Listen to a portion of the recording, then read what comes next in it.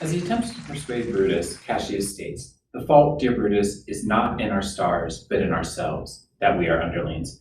And I think on the one hand that Cassius raises an important theme through this, the idea that we have the power to control our own destiny.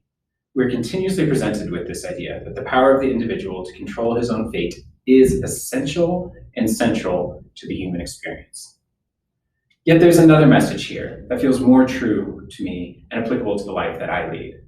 When we become aware of inequities, we are morally obligated to disrupt them. In other words, once we see truth, it cannot be unseen. That is not to say that the moral path is the easy one. It usually is not. Let's take, for example, the journey Jonas finds himself on when he embarks on it in The Giver. When we consider the benefits of conformity, those benefits center on comfort. The cost, on the other hand, is authenticity and individuality. When Jonas chooses to escape the only world he has ever known, it is in reaction to his awareness of the inequities inherent to the society he lives in.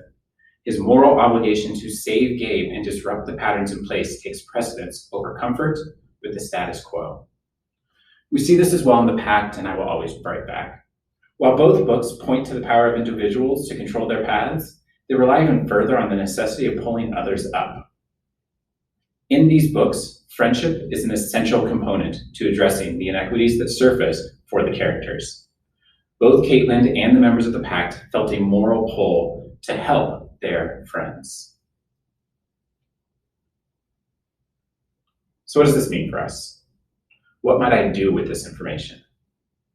First, I must understand that central to recognizing inequities is hearing the experiences of others. When we ask the question, how can the exploration of my perspectives and the perspectives of others contribute to deeper thinking? What we are really asking is, how can I recognize the ideas and experiences of others? It is through this recognition, through an expansion of my worldview, a connection, that I can recognize inequities and follow a moral path that fits for myself. As a teacher, this means looking at what I can do to make school a place that is equitable for all students.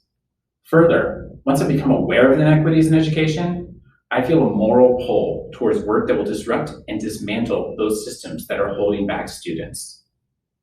As a parent, it means that I must raise my children to see the world around them with open eyes and hearts, to form friendships where they both see and provide support, and to be guided through their lives with a moral purpose.